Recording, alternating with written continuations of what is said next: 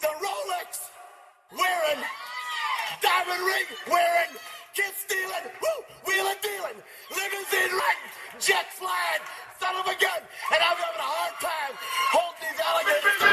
You're talking to the Rolex wearing, diamond ring wearing, kid stealing, wheeling dealing, limo jet flying. We Ric Flairing on them niggas. We Ric Flairing on them niggas. You talking to the Rolex wearing, diamond ring wearing, kid stealing, wheeling dealing, limo jet flying. We Ric Flairing on them niggas. Yeah, we Ric Flairing on them niggas.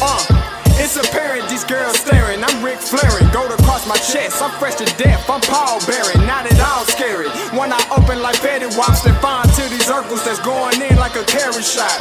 Woo! I'm going in like a Mary Pop off that Mary Crop at the top flow at the Marriott. So questioning me is like questioning you. See, we the best dressed, so come and get blessed with the crew. Not one but two, different ways to slaughter your crew. Committed tat across the chest, I guess she blessed with the truth. People want to see them checks, representation of proof. Living through my elders, trying to resonate to the youth. But ain't nothing to get my flash on. Longevity is heavily embedded in my melanin. Layman terms, I last long. My grind repetitive, I'm smoother than real silk. Lyrical cash cow, who can't cry over spilled milk. We in here. You're talking to the Rolex wearing, diamond ring wearing, kid stealing, wheeling dealing, limo jet flying. We Ric Flairing on them niggas. We Ric Flairing on them niggas. You talking to the Rolex wearing, diamond ring wearing, kid stealing, wheeling dealing, limo jet flying. We Ric Flairing on them niggas. We Ric Flairing on them niggas. This ain't no normal situation, this preparation with greatness. Industry full of fakeness, it's really up for the taking. See, life is what happened to you, more so how you take it. Don't get stripped of your knowledge and mentally leave you naked. I like to live otherwise. I'm sorry that I'm fresh to death. I put the polo and apologize. See, black son, we ain't nothing like the mother guys. Quit to socialize, we organize, then we mobilize. Off the deep end like a scuba diver. And no confusion, just keep it pushing like Uber drivers. Woo! Business fresh just like a supervisor in a Gucci visor. Can't find a smoother rhymer. You're talking to the Rolex wearing, diamond ring wearing, kid stealing, wheeling dealing, limo jet flying. We Ric Flairing on them niggas. We Ric Flairing on them niggas. You talking to the Rolex wearing, diamond ring wearing, kid stealing, wheeling dealing, limo jet flying. We Ric Flairing on them niggas. We Ric Flairing on them niggas. Yeah, DQ baby. Shout out that boy Nigga for that fire track. Hey, Black Sun, sun up. What's up, Vinny Vegas? What in Vegas? Yeah. Shout out Pharaoh's Kids, D-Phase, yeah, Bubba C, yeah, Ric Flairing on them, Ric Flairing on them, Ric Flairing on them, Ric Flairing, son up, baby.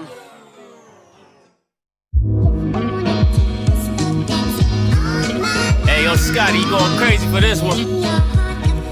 We see what you're doing, we salute you. Hey, let's get it started. It's Backpack, Capital One. What's in your wallet? Got a call from my man A. Scott. I said I got it. Love that you highlighting all of these black colleges. Try to pay me for doing this. Look, bruh, if you don't get off my line with that foolishness, voice of the swag, pull up where you at. No cap if the Brody is speaking the soft facts. My advice, tune in to every show. Captain Petty, but we know that the sergeants are with the smoke. Speculate, just tell me what is we doing. Get into it, okay, look, I'ma say this and keep it moving. My boy Scotty, man, he offered the least. Black grad, paying college, I'm glad that he called me. Walking cause we all been taught that talk is cheap. Even primetime knows Scott for the HBCU streets.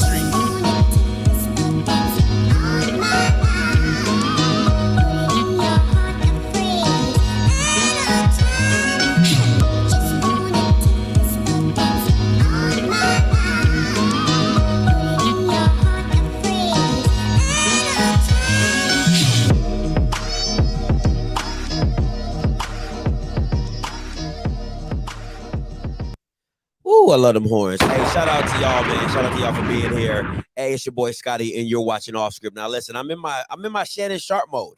Okay, I'm in my Shannon Sharp mode. I'm leaned back, kicking it, chilling, because that's how I feel about this excitement or this brand new news. All right, like, okay. Jackson State fans are like, oh my God, yeah. But if you're cheering for this move, that means something was broke. You don't fire somebody that was good. You don't fire somebody that was getting the job done. You don't fire somebody that was putting up points. So can we all, before we get into this, can we say that your offense was broke? Are we allowed to say that? Am I allowed to say that when you have a 4-star quarterback? Am I allowed to say that when you got a transfer from Alabama? Am I allowed to say that when you got a transfer from Houston? Am I allowed to say that when you got a transfer from UCF? Am I allowed to say that when you got a transfer from Southern Miss? Am I allowed to say that when you got a transfer from Liberty? Am I allowed to say that when you got all these 4 or 5? I'm confused. I'm confused. That means something was broke. I mean, but the way I was, the excitement that you guys had, it was just amazing to me. It was just amazing how, oh, offense this, offense that. You know, Jason Phillips comes and it's the air raid, and you guys are, oh yeah, Jason Phillips, and then Jason Phillips gets demoted, and then Michael Pollock takes in, and then oh, it's Michael Pollock, and then Michael Pollock gets demoted, and now it's, oh my God, it's TC. Like, you don't fire people that are good. All right, you don't demote people who are good. You don't remove a title or position that they hold that because they were good. Like, that doesn't work. I don't think it works that way. But let me get into this higher, right? So I don't need to talk about, we don't really need to talk about what TC Taylor has done for Jackson State. If you don't know that, you can Wikipedia that. That doesn't really, that has nothing to do with nothing right now. He was a QB, turned receiver, became the all-time leading Jackson State receiver. Okay, whatever. For me, what you should go back to is his time at North Carolina Central, where he won 3 MEAC titles, being the offensive coordinator. That matters to me. Now, if you go back and watch these games and you go back and watch the scheme that he ran, what I will say is, okay, before I get into that, let me break this down to you guys, right? When you have a new offensive coordinator in the middle of a season, there's not much you can change. Okay. The playbook is still going to be Deion Sanders' high school playbook. All right. Let's just call that what it is. It's still going to be Trinity's offense moved into college. All right. So, but what you are able to do is you are able to change some of the route concepts. You are able to maybe add motion plays, maybe add some play action within them, maybe add some, different, maybe tweak a couple formations, maybe do some more bunch type formations that I've suggested before with this team. Maybe do some tight end sets or tight end split outs. You just add, those are adding wrinkles to the basics of what the offense is. Do I think Jackson State needs to be running 5 wide 90% of the time? I do not agree with that, but that's the style they run, and they have the athletes to do it, but they still don't manage to be as high productive if they should. I have a couple clips that I want to show you that that kind of I just want to, I'm gonna got a couple clips from the North Carolina Central, the classic between North Carolina A&T and North Carolina Central that TC Taylor coached in. It's only a few clips. I just want to give you a perspective of what you can see to be added. Now, mind you, it's not going to be a complete overhaul of the offense. So anybody thinking that is completely wrong. All right. And first of all, shout out to Swacking the Fool, GSBN, for breaking this news. All right. So shout out to them. Make sure you go follow them on their channel and their podcast. All right. So give them credit where credit is due. There won't be you can't completely overhaul a basic playbook in a bye week. All right. That's not going to happen. What happens is, and Coach Taylor, who's an offensive coordinator, he probably already had ideas that he was going to do with this style of offense and the players that he had. So he probably already had some plays in mind that he felt that should have been ran or should have been used with this personnel style. But what I will tell you, The biggest benefit that's going to come from TC Taylor being the offensive coordinator is Warren Newman. It has to be Warren Newman because if it's one constant from the offense from Hendricks to now is Newman. Newman is the constant. So TC Taylor has seen Newman at his best, at his worst, and back at his best and back. He's seen what Newman is. So if anybody is going to be force-fed the ball coming up this week, in my personal opinion, should be and will be Warren Newman. Okay, but let me get to some of these clips real quick, guys, that I'm going to show you. And listen, they're not plays that I think he's going to run. If they're just concepts and schemes that I want to show you of what TC Taylor does and what his scheme looks like. All right, so I'm going to share this video file for you. All right, so get the ball. First up is I want to show you the motion that you're probably going to see a lot of this week. All right. You're going to see a lot of. Can you still hear me? Becky, you still hear me? Can everybody still hear me? I want to make sure everybody can hear me.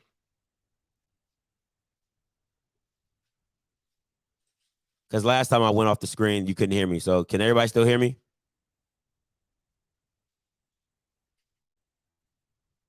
Okay, cool. Great.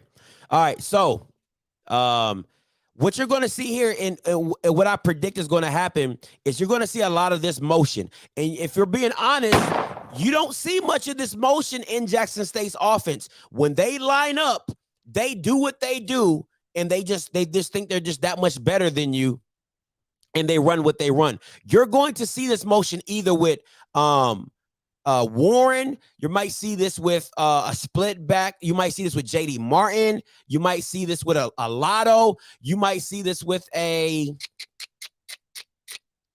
who else is in the slot? You might see this with a Keith Corbett, maybe, you know what I'm saying? But you're going to see this motion, so I'm going to play it for it. All right. Now, I know the play wasn't successful. That's not the point. The point is not for the play to be successful. I'm not showing you guys for that. I'm showing you this because this is motion you can probably guarantee to see in the game. All right. Because if we're being honest, if you're a Jackson State fan, you know, motion has been lacking in your offense. All right. Misdirection has been lacking in your offense. Right. So what you're going to, what TC Taylor's going to bring is motion. He's going to bring movement. It's going to, and it works because you're so worried. You're going to defenders are so worried about the athletes you have outside that once you start getting that inside moving, that helps the defense. That helps the offense run the ball. Moving a linebacker just a tad to the right and you run back to the left is sometimes all the offensive lineman needs just to cut you off and get into a lane. Okay. So be mindful that you're going to see that. You're going to see some motion that you haven't seen before. You're probably going to see some shifts that you probably haven't seen before as well. All right. So next up, I'm going to let this play out.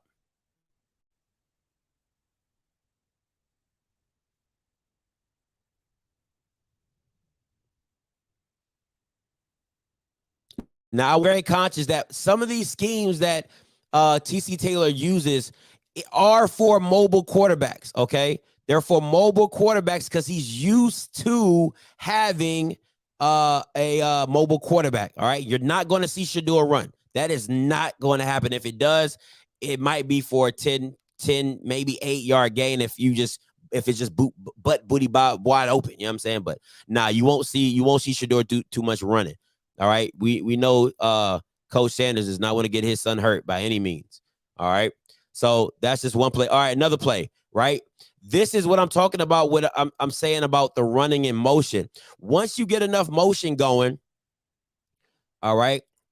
Once you get enough motion going, this is, man, if y'all see the way, y'all got to go back and watch this game and how the scheme is blocked up. They leave the nose tackle. Unblocked. Right. This is just creative play calling, right? They leave this nose tackle unblocked, let him come through, and he's so focused on the mesh point that the running back gets it, cuts it right back where he was, and touchdown. This is just high-level play calling, all right? High level play calling. This is a play I definitely want to emphasize on. All right. Watch the inside slot man to your bottom of the screen, the inside guy closest to the line. That is where Warren Newman's going to be playing. That's where Warren Newman's going to eat. Okay.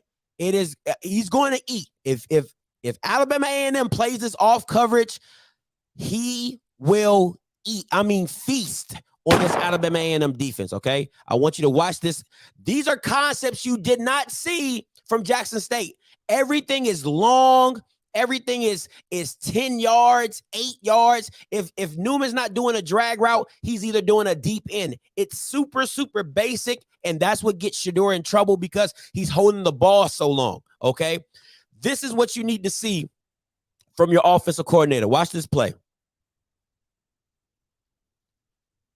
Listen, I'll take that every day. I will take this every day of the week. All right, you want Shedeur to keep his 71% completion percentage. Keep running that route. This is Newman all day, every day. Okay, you want Shedeur to earn them 4 stars. You want Warren Newman to be more involved in the game. This is money in the bank. Cash it. It's too easy. Okay, simply sit your ass down, turn around, and I'm gonna throw it to you. That's backyard. That's backyard football. All right. That's what we need to see more from Newman. That's what we need to see more from this play calling. Listen, Warren might be the smallest guy on the team, but he is your biggest weapon. I don't care about Shane Hooks being 6'5". I don't care about Lotto being from Alabama. I don't care about Keith Corbin. Warren Newman is your mismatch. All right. He is your mismatch, and when he gets the ball in his hands, he's deadly. And I promise you, TC Taylor understands that. So you work the easy routes to get the big stuff later. All right. And that's what Jackson State has failed to do time and time again. You sit your quarterback back there with that god-awful offensive line. All right. And he gets pressure brought onto him because the routes are too long. All right. The routes are too long. Shut it down. Keep it short. Boom, boom, boom. Get it out. And let's move this thing along. All right. And I think you're going to see that. I think you're going to see that style of tempo. And I think, first of all, Jackson State should definitely go up tempo. Against Alabama A&M's defense, you need to go up tempo. You want them to miscommunicate. You want them to not know what they're doing. You want to keep it. You want to keep that defense on the field as long as possible. Go up tempo and work the offense, work the inside. All right. And the last one is this. You see me searching, boy. I was in here searching. I was in here searching for plays for y'all. All right. Just this right here. All right. This is the creativity I'm talking about.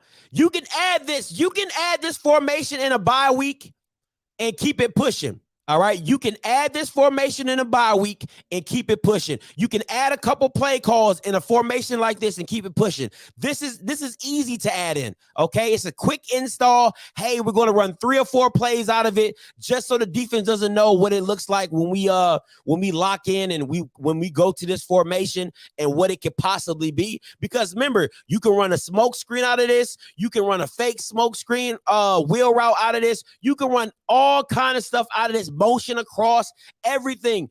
This is the creativity that was lacking at Jackson State. Yes, Pollock, Phillips. Listen, don't let Dion punk y'all. All right. Don't let him do it. That high school playbook is not working. All right. It's not working. Okay. So simple. Add the creativity. Add these wrinkles in and see where your offense goes from there. But let me tell you the key things that I think TC Taylor, because you don't need much to make this offense great. You really don't. If it was me, I'm going up tempo. If Shedeur is an all-world, let me run the play. Let me run this play real quick so you can see. Oh, I just did the formation. Okay, cool. All right. Let me tell you the few things that I would do with this offense to make it great. 1, up tempo. All right. We're going to speed it up. We're going to keep Alabama A&M on the field, and we're going to push the ball. We're going to do that. All right. Second thing is keep it short and sweet. All right. It's a thing in the military. We can say it's called the KISS method. The KISS method. Keep it simple, stupid. All right. We're doing easy concepts, whip route, slants, ins, digs, wheels, double slants, all that. We're keeping it nice, short, and sweet. All right, based off, and like I said, if Shador is the 4-star quarterback and the high IQ that everybody says that he has, it's simply you go up to the line, you have enough time to check it, check with me, you go, all right, hike, they show you what they're in, you check with me, get the play in, and you change it up, and you still go up tip them from there. All right, that's the second thing I would do. And the third thing is Warren Newman would be Mr. Everything. He would be my Percy Harvin. He would be in the backfield. He would be for jet sweeps. He will be in the slot. Any possible way I can get him the ball to touch the ball, he will touch the ball. I would literally walk up to him and say, Newman, are you ready to have 15 to 20 touches this game? Simple as that. All right. Simple as that. All right. Let me take my first caller. Hey, Coach Harp, you loud. Talk to me. How you doing, Scotty? What's good? I just wanted to comment on what you said. I think he's going to be there for a while. And when Dion decides to leave, or Coach Prime, in 5 to 6 years, will be the next head coach. I agree. I mean, I'm starting to learn that if you're alumni at a program and you've had any success coaching, you have the ups in getting in the position. And that's how HBCUs work. But go ahead. Definitely. And not only that, his track record as a coach, if you remember those 3 years that, well, let me backtrack. I was on the staff with Coach Henry Frazier, and then Coach Jerry Mack came in next. Mm-hmm. So those teams that won, and I'm glad I did a great job being an alumnus. That's my undergrad alma mater. Got my master's at Graham, but they did a great job winning the MEAC 3 years in a row. Mm-hmm. And these are the teams with Tariq Cohen.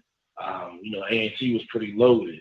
And if you remember that Celebration Bowl with Kincaid was a quarterback, that was the only time the MEAC lost, and that was a 10-9 loss. And particularly at the end of the game, one of my Neos caught a touchdown, threw up the hooks, and was running around.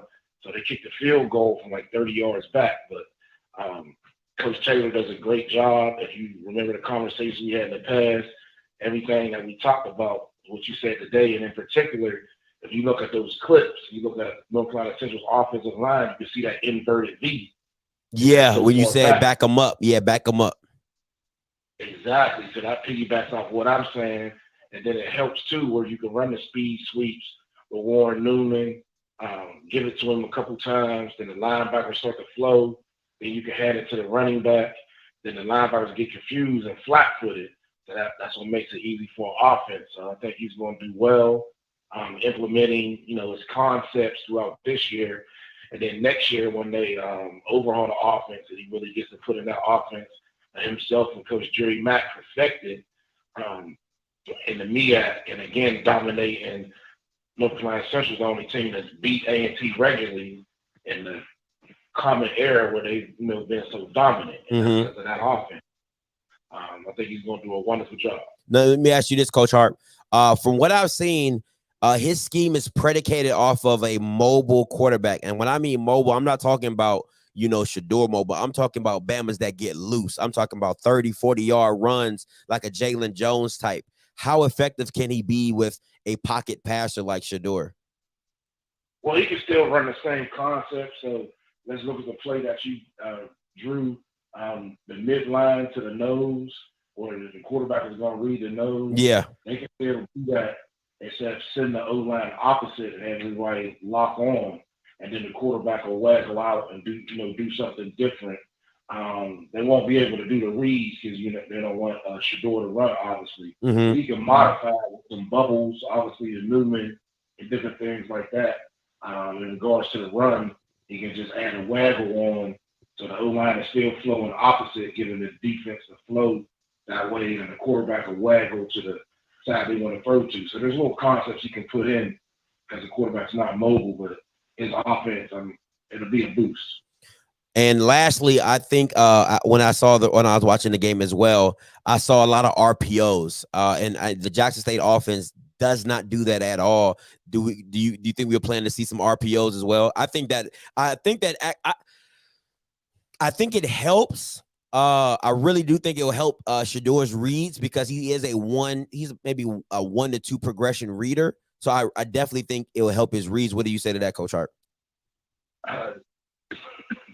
Definitely. So if you look at not the RPO that most people run with, or read the backside DN. If you look at more in RPO that Chip Kelly kind of perfected when he was at New Hampshire and got the job opportunity to go to Oregon, while I'm reading an alley defender or a number 2 linebacker. Yeah. Any shape, form, or fashion, I'm going right behind him. Yep. And it will make Shador's percentage go up. I think I saw something earlier today. He's at 72% completion, but with the timing, up tempo, feeding Newman the ball, which I agree, that percentage will go up, and it'll force Alabama State to come out the sky and make tackles. If you look at A&T's defense at the time on those clips, the middle of the field was open. They had 8 in the box, and everybody was kind of manned up. So they had to prepare for that offense, and they couldn't sit back. So once you get that, then I can throw maybe a go route to one of those big receivers. So that's a 50-50 ball. You got to set up. My probably like my second to last question is this, Coach Hart.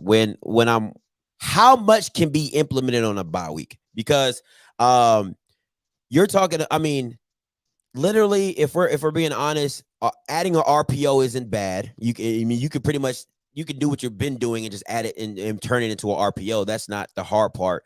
What about, becoming an offensive coordinator in the middle of the week? Would you be most concerned about when it comes to, because that inverted V, that's literally what, 2 weeks to teach it? Like if you got the job on Monday of the bye week, you literally have 2 weeks to teach it, and make sure they got it right. And, and you've been doing something so different for the rest of the week. Do you mess with it? Do you touch it? How does that work? Well, in regards to the O-line, I think they've been tinkering with that probably all year. But again, when you look at it, if you bring in, let's say you're a chef and you cook in, Michelin kitchens, you may not be used to cooking in a kitchen that's, suitable to, a family's house. So in regards to an O-line coach, he's probably a great O-line coach, but the levels he's been at, you can put the O-lineman up front. It doesn't matter because they're all, road graders. But, he's not used to that on this level. So even if Coach Taylor couldn't put that in this week, I still feel like the formations that he'll run with the receivers and the way Shador can get the ball off, along with the sprint or speed sweep or speed motion with Warren Newman, will do enough to slow Alabama A&M's defense down. I remember their secondary is the best part of their defense. So they got to tackle safeties, and what Coach Taylor's putting on, that's the kryptonite to that. So I think this game, it might get to if Jackson State's defense can do what they do, it might be one of them 35-17, 40-20 games. Just because Jackson State is going to get more opportunities to get the ball off, get more positive plays. The percentages say if I have more positive plays, somebody's going to break a tackle, and it's going to be successful for my unit. Okay.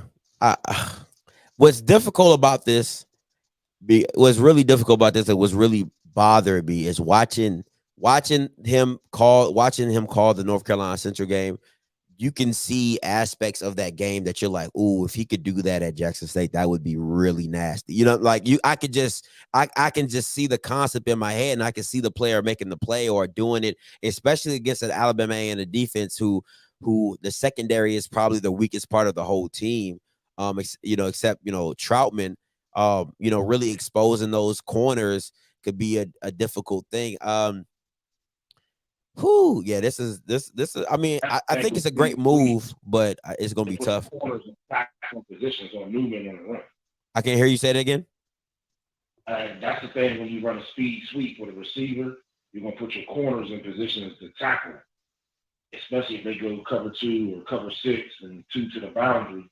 You're gonna put that corner in a tackle position. So Alabama A&M, the best part of their defense is their safety. So yeah, putting corners in position to tackle Then they got a couple of big receivers. It's a duality that, you changing it up, and that's what we haven't seen in the past. So I think that he'll do very well. All right. Hey, Coach Hart, as always, thank you so much for the call, my guy. Anytime. Thank you. No problem. Thanks for the clips on North Carolina Central. No problem. All right. Hey, what's up, Corey? Talk to me. Yeah, this is Corey Lee, and I think that it's good, it's refreshing to see Prime make this call in the bye week to change up things.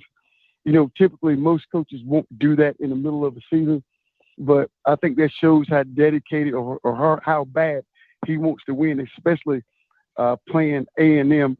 You would think if he would have made a change, it'd be somebody, like if it would have been, let's say Delta State was going to be the cupcake team or Valley or something like that. But I think that shows me a lot that he's that dedicated to winning that he would make that change right here and there. How does this go? Hold on. How does something that's broke get thrown back to Deion saying, "Oh my God, he made such a great change"? Now, what if it doesn't work? Then what? Explain that to me. Oh, that's easy to explain, because if he kept doing what he was going to do, and the pundits was going to ride him for not making a change. If it doesn't work, at least it didn't work. But what we did know that did not work is what they were doing. That's what I'm saying. That's not what I heard.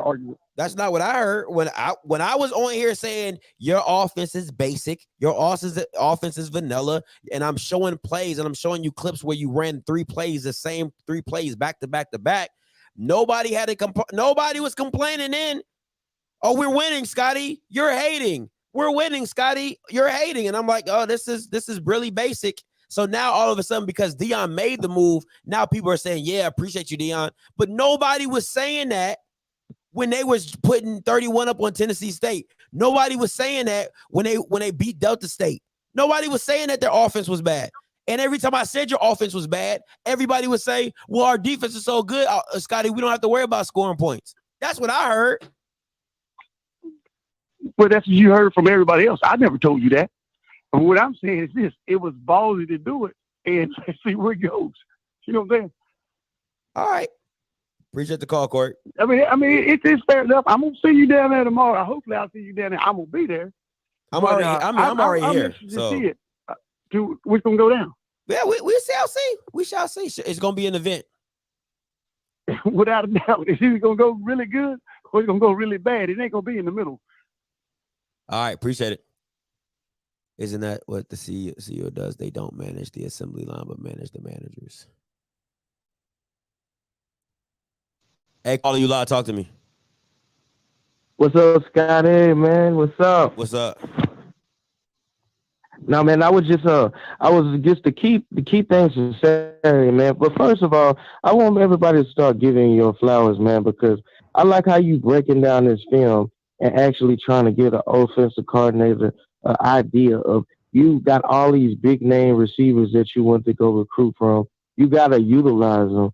And I like how you said Warren Newman is the key to the game, but there's a lot of receivers on that team that don't even get used, bro. It's facts that they don't get used. It's like you can't use everybody, right? You can, but you can't.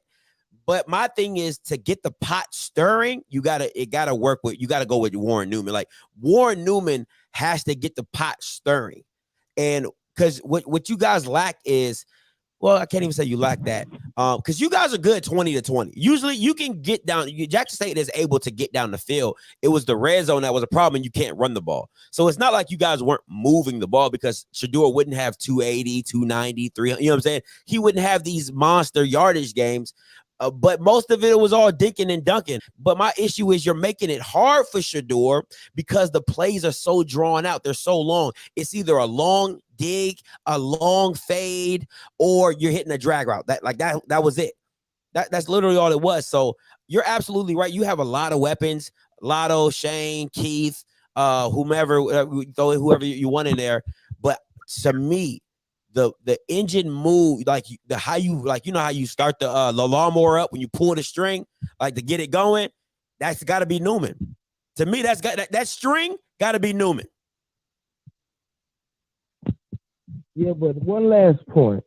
You got to give the respect to Cornell Maynard too, man, because he's working with less and he's utilizing these guys like they're Warren Newman.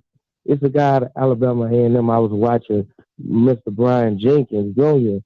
Man, if he get into space, he like a Warren Newman.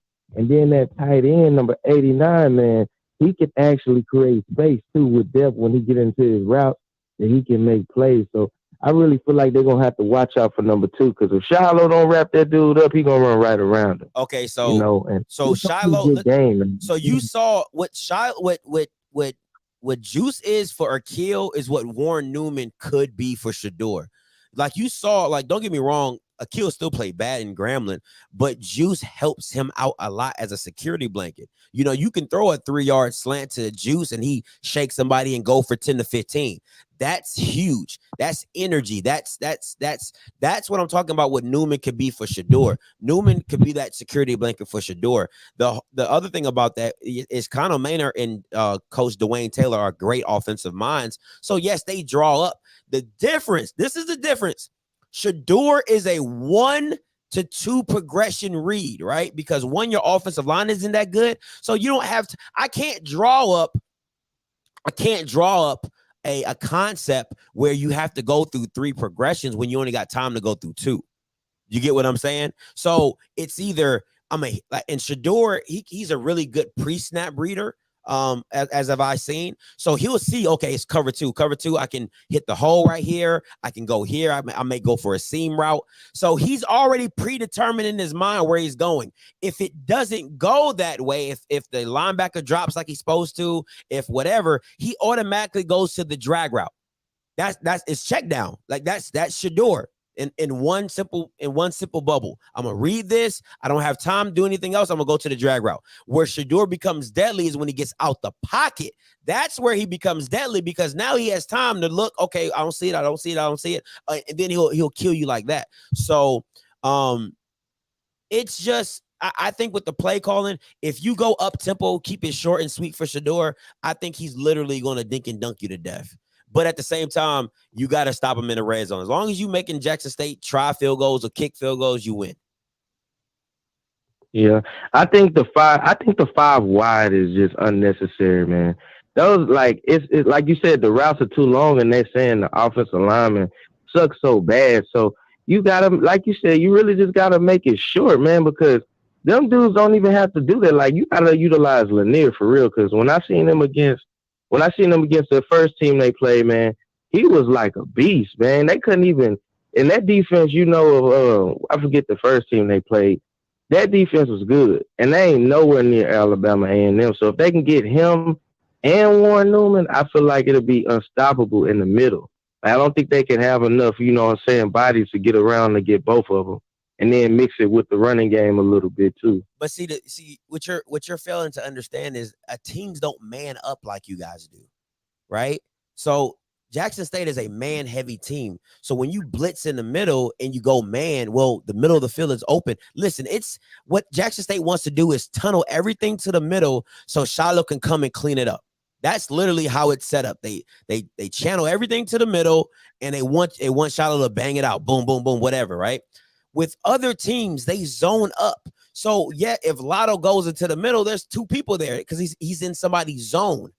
And that it takes time to read and find holes in a zone and pockets. That I don't know if you ever heard called windows, right? Like they will say, hey, don't throw the first window, throw the second window. The second window is when you move through a first zone and then you go to the second zone. All right. That stuff takes time to develop. That stuff has to be seen. And if you predetermine the wrong thing, now your eyes are out of position and now you're trying to rework your way back through your progress. It's little things like that. So just saying, oh, Lotto needs to get off. You don't know what coverage they're running. Now, if they just man up against Lotto, yeah, you can probably kill whoever's guarding Lotto because he's such a great route runner. But if they zone underneath of it, they got somebody over top, somebody underneath of it. Now you're trying to find a window. Now you're trying to find pockets. That's why quarterbacks get picked. That's how Shador got picked. Trying to force feed into the middle of the field and the linebacker dropped like he was supposed to, and he got picked. So you can't just say, oh, Lotto needs to get off. Well, It depends on how a team is playing him. Are they playing a double? Are they playing somebody underneath of him, somebody over top of him? Well, I'm not about to force that ball to him. I got other weapons. So you can't just say Lotto needs to get off. Now, what I will agree with you is, do you want him to get touches? Yes. Touches and get off are two different things, right? So there's a thing about open it up for Rucker, though. Really? Now you because he gonna go up and get those balls. Now man. you changing the narrative. Now you saying Rucker, but you haven't seen Rucker run routes. All you seen Rucker do is run go routes. He can't 50-50 ball everybody. You know, like you listen. You gotta let the game. That's what a great offensive coordinator does. They see how the game is being called and they call plays accordingly. That's why I was so upset with the Alabama A&M Grambling game, because you saw how the game was going. They didn't change. I think with TC, with his new eyes on the game, seeing the deficiencies they had previously to that game, he's probably going to come with a mindset that, hey, I want to focus on this. I just want to focus on getting the ball out of Shador's hands as quick as possible. Because what you don't want to do is you don't want to give A&M confidence getting to Shador. If they get confidence and they start touching Shador, then you're going to see a defense that is going to get more and more energy. So what you want to do is you want to deplete that energy by getting the ball out of Shador's hand as quick as possible and feel like they can't even get to him. So when they come back to the defensive coordinator, like, yo, what are y'all doing? Hey, coach, man, he's getting the ball out too fast, man. By the time I make my move, the ball's gone. It's frustrating. It's frustrating. So basically, we should know at the end of this game who Jackson State tight end is. Because he's open most of the time. They don't and short routes that he can create into bigger plays, and they don't give him but 2 or 3 dimes a game anyway. Listen, I'm just basically saying all these people, man, just spread the ball around. But don't wait till you get down to spread the ball around. Like from the jump, they need to just hit him. You're not listening. That stuff comes with listen. Unless an offensive coordinator tells you, hey, the ball goes here. Throw the ball here. That's not how offense works.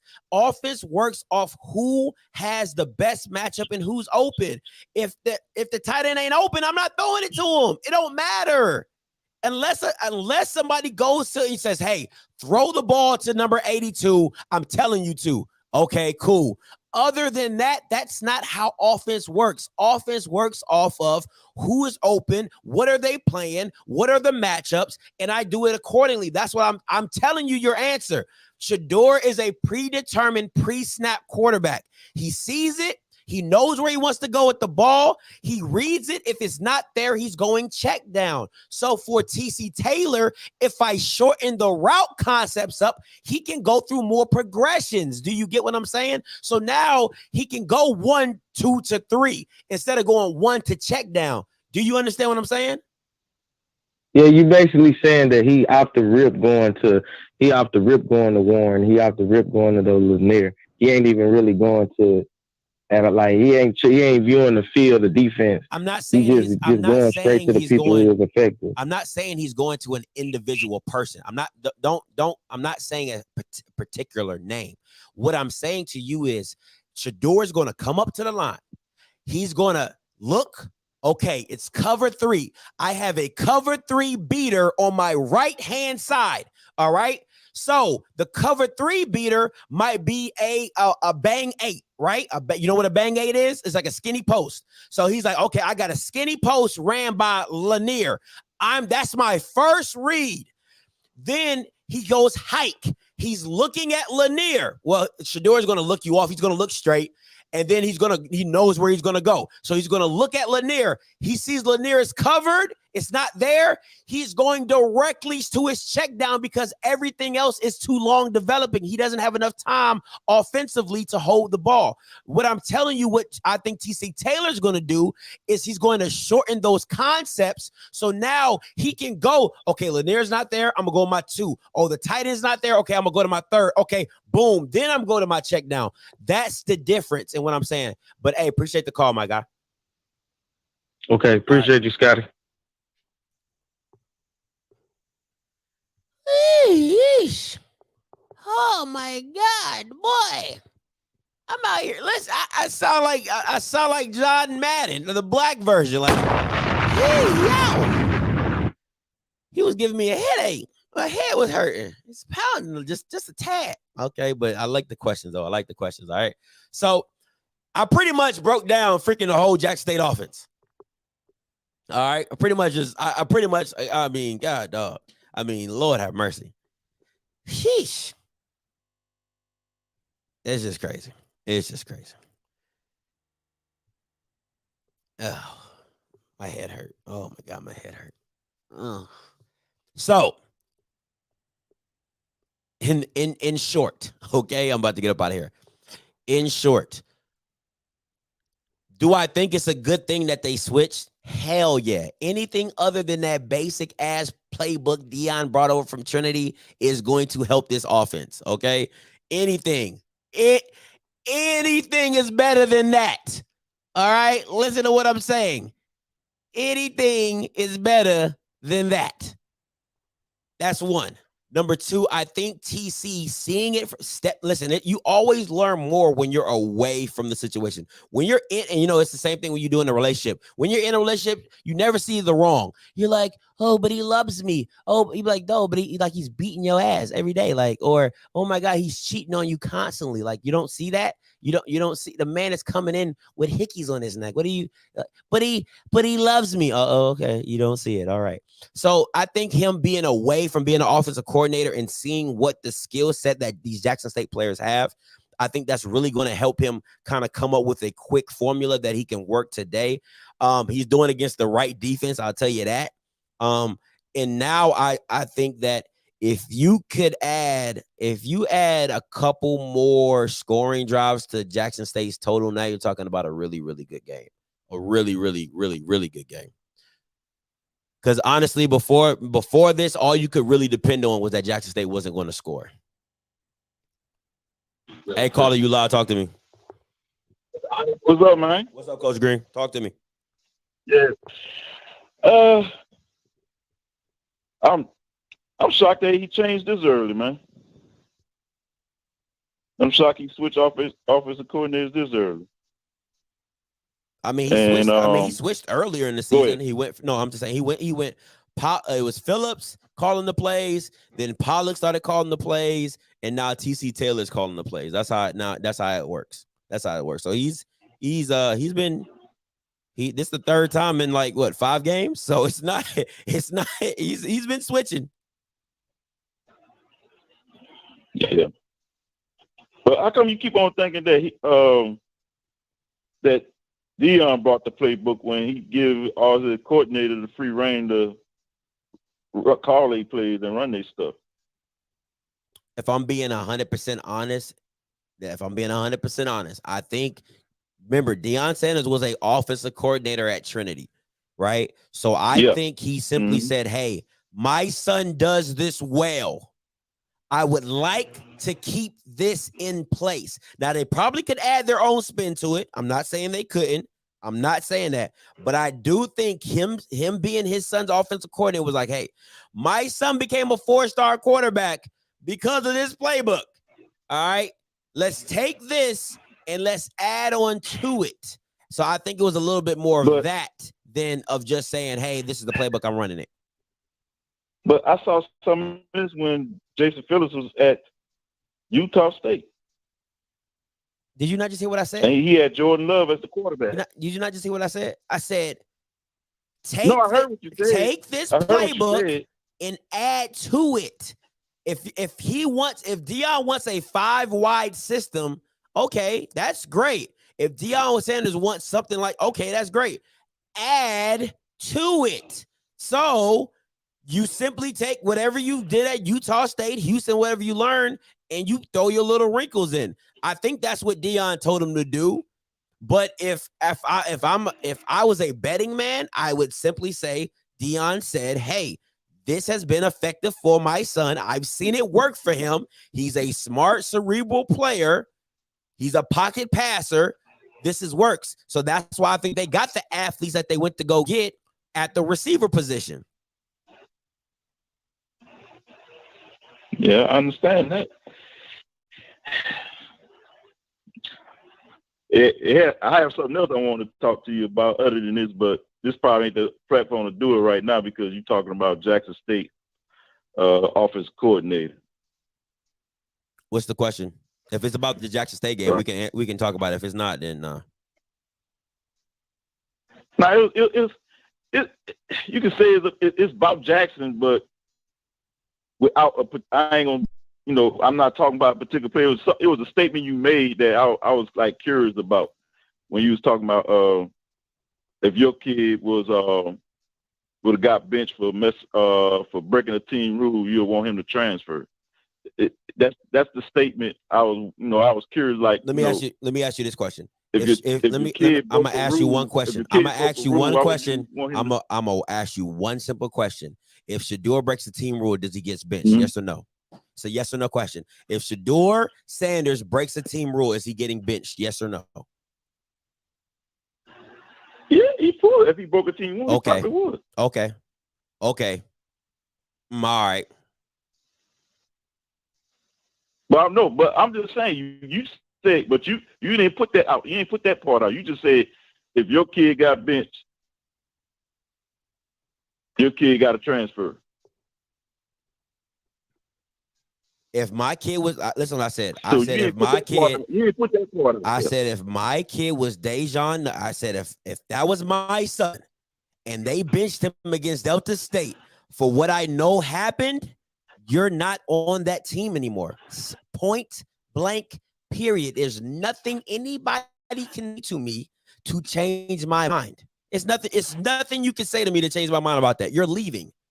You're in the portal tomorrow. He has the leverage. You listen, when you have leverage, you have to use it.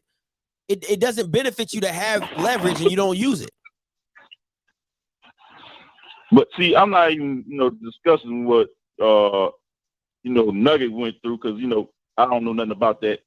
That's here and there. I was just looking at the statement you made, like if your kid got benched for breaking a team rule, you would want your kid to transfer.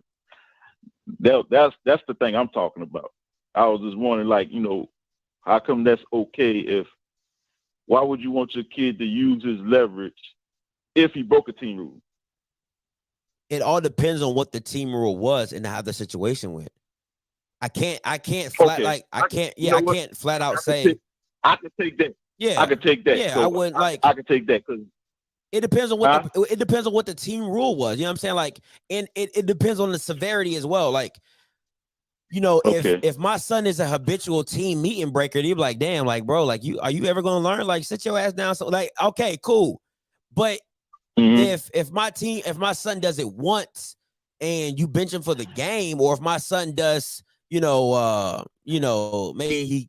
I don't know. I don't really know how all these team rule stuff come. I wasn't much of a partier when I was in college, so I don't really care. But if those little things come up and you bench me for the game, no, bro, I'm not dealing with it. I have leverage. When you have leverage, you got to use it. That's the nature of the game. When Dion has leverage, he uses it. Okay, you saying it. Like I said, I don't want to use Nugget because I don't want, Yeah, just throw a kid. I don't want to use Nugget. Use a random kid. I don't care. Like, just use a random kid. I don't care. Yeah, just make it up. Yeah, make a name. I don't care. That's not here or there. I don't know that situation. I don't want to discuss that situation. And Mr. Moore, it's not about your kid. I'm just in general statement. You saying it depends on the rule. It depends on what rule he broke. You stating, right? Mm-hmm. And okay, so let me give you a full picture of it, Coach Green, because I kind of see where you're going. Let me give you a full picture. It depends on the rule and the requirement of the team, right? So, like, let's say if you break, and this is all hypothetical, so we just stick with me. Let's say you get caught sneaking a girl in the dorm on whatever. Now, what are the punishments before? What are the punishments put in place? Like, hey, if you get caught, if it says you get caught breaking a team rule, you do such and such, right? Let's say such and such is you got to run 50 hills. All right. Okay. Let's say such and such is the team has to vote on your punishment. Like, whatever that rule is. Okay. Once that rule has been established, then that's the rule I'm going off of. Don't add no shit that we didn't that you no. I am black and white. You said we break this rule, this. Now, if you break too many of this, you're dismissed from the team. Okay, like you have all that stuff set in place. That's called a standard and a culture that you're setting in place. So there should be nothing that I do that I don't know the consequence. Do you get what I'm saying? Okay, now see now I can understand it, because when you were just talking, it was like it was just that's why I had to talk to you. But I like, no, I gotta I don't. Me as a coach, yeah, and I'm a coach. Because me as a coach, it touched me a certain way. At me being a coach. No, I definitely agree. Listen, I've coached 17 UAAU. I've coached 16 UAAU. Like I've coached basketball, and I told all my kids, listen, I don't. And this is my number one rule when I coach basketball. I don't care what you do. The only way you see my floor is if you play defense. I don't care if you're the worst player on the team. I don't care if you're the best player on the team. If you don't play defense, you aren't going to see my floor, because defense is all effort. How can you not show me effort on defense and then try to come down and jack threes all day? That's not how that works. So that is my number one rule. You sound like a person that coached basketball before saying that statement, because I say that a lot myself. It's just that simple. You know what I'm saying? So my thing is, whatever the rules are in place, make those rules in place so everybody knows the standard. That's how you build a culture. So yes, if Shador comes in late, he knows the standard. Boom. If Shiloh comes in late, he knows. It doesn't go by name. It goes by the standard. And that's what people respect. You know what I'm saying? They respect somebody who says, this is the standard. I don't care whose name it is. I don't care if it's, listen, Shador, you want to come in here 5 minutes late? You sit the first drive. I don't give a damn that you my son. That's respect. That's when you know it goes across the board. When you apply those same rules to your best players. So to me, it's like this. If Nugget came in late and he had to sit 3 drives, if that's the rule, that's the rule. What I'm saying is the best player. I'm just saying like a great player. If a great player comes in, the best player on your team, and that's the standard, then let that be the standard. That's my thing. Across the board. Just across the board. Hey, but appreciate the call, Coach Green. Real talk. Hey, I got one more thing and then I'm done. What's up? Hey, because somebody said this and I kind of agree with them when they was talking about Cowboy fans and Jackson State fans being alike, because me being in Mississippi, there's a lot of Cowboy fans here, and they are just because you one of them Cowboy fans that's not delusional, but I know some Cowboy fans that are delusional, bro, and they also a Jackson State fan, but they like every year, this is the year we're gonna win the championship. Because me being a Saints fan, we had some delusional fans too. They used to say we're gonna win the championship this year till we finally won one. Facts. Big facts. Yeah, so that's why I wanted to put out it's about the same, man. Because, man, me being I'm like the only Saints fan that's in this area right now. Hey, appreciate the call, my guy. All right.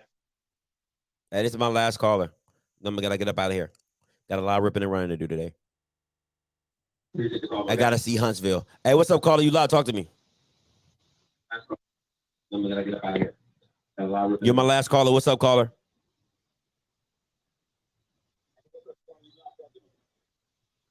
Yo. Yeah. You loud. Turn your background down. Man, I just wanted to come in on it, man. What you mean Nugget has leverage, bro? Nugget is not projected to be a draft pick or nothing. What's your name? What's your name? Where you calling from? Xavier, bro, from Jackson. Okay, too easy. All right, go ahead. Now, what's your question? I was saying, why you feel like Nugget got leverage? Explain to me how he doesn't. Nugget isn't on the draft board. He ain't That's not ranked to be a. That's not the leverage I'm talking about. Number 1 corner. That's not the leverage I'm talking about. Are you aware that this is Nugget? Are you aware that this is Nugget first year playing corner? Let me explain. Do you know what leverage is? I just want to ask that question. Do you explain to me? An advantage, right? How does right. I'm not, and when I ask you these questions, please don't take them disrespectfully. I just want you to understand my concept and where I'm coming from. An advantage, right? An advantage is somebody who is in a position of power, right? Nugget If anybody like that statement that Shador made, we didn't have to be here. If anybody had that statement, it was Nugget and Shiloh. Those were the only two players in Houston as well. Those were the only, and maybe Owens, but three. I'll give Houston, Nugget, and Shiloh. Those are the three players that did not have to go to Jackson State. All right, like legit did not have to go. He was a Georgia commit and flipped because of Deion. Now, a leverage move or a power play is simply this. Do you not think that Nugget doesn't get calls from Power 5 schools? Do you not think that happens? I just want to I'm asking you. Now, that's a question I'm asking you. Do you not think Nugget doesn't get texts from Power 5 schools? Yes. So is that not leverage? No, because Deion is still Deion. He's there because of who? Deion. Sir. Let me explain something to you. And I really need you to listen very closely. Deion has not put he hasn't even put his own sons in the league, right? His oldest son didn't make it. Shiloh probably not. No, don't change the subject. No, we're not changing. I'm telling you facts now. You want to talk about facts? Let's talk facts. The first one didn't make it. Shiloh not gonna make it. Shador is his last hope that a Sanders name gets in the NFL. Deion has built his own legacy being Deion. He has not built his legacy putting players in the NFL. That's not the case. Georgia has, Alabama has, Maryland has, Penn State has. Those programs are blue blood programs that have put players in the NFL. I would bet my bottom dollar that I would go to a Saban program to get me to the NFL before I go to Deion. Deion hasn't proven that he can do that. I'm not saying he can't. Listen, that's not arguable, though. I mean, you're correct on this. I'm not saying he can't. I'm not saying he can't. I'm just saying it's not proven. So what leverage comes is the ability to move on from a situation and not go down. That's called leverage. If Nugget jumped in the portal, every Power 5 conference will be knocking at his door. That's called leverage, my boy. No, that's just opportunity for Nugget. Leverage is like what Ben Simmons is having. If Ben Simmons leads the 76ers, they're going to be hurt. No, if Nugget leads JSU, we won't be hurt. If that's your idea of leverage, you don't know what leverage looks like, my boy. Ben Simmons leaving the Sixers, we agree to disagree. We can happily do, because if you're going to a Ben Simmons analogy, you don't know what leverage looks like, because Ben Simmons literally lost them the final in the playoff series. He couldn't make a shot. These Bama's were fouling him to put him. He shoots worse than Shaq from the free throw line. So you talk about leverage, my boy. You don't understand it. Try again. Matter. Try it doesn't again. Matter for the it doesn't matter. So making free throws don't matter. Making free throws and power. Did Shaq make free throws? He's the most dominant ever. Shaq had 30 and 20. That's different from a player having no point, like 10 and 12. That's two different points. Are you comparing Shaq to Ben Simmons? First of all, you don't know basketball. Second of all, you don't know leverage. No, and next I'm not comparing the two, bro. I'm talking about this. No, stop it. Stop, sir. The foolishness.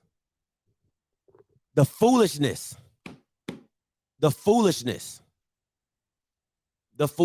like that, Mr. Campbell. Leverage. Nugget has options. I'll say that. I like that, Mr. Campbell. Thank you. I appreciate that. I'll correct myself on that. Nugget has options, okay? He has a lot of options. I'll say that. I like that. I like that standard a lot better. Boy, talking about Ben Simmons got leverage. Oh, my. Ben Simmons. Shut up. Hey, caller, you live. Talk to me. Hey, what's up, bro? I just called to ask one question. I like your show and all. I was just calling. Do you think Jackson State should, they defense should blitz out of a zone?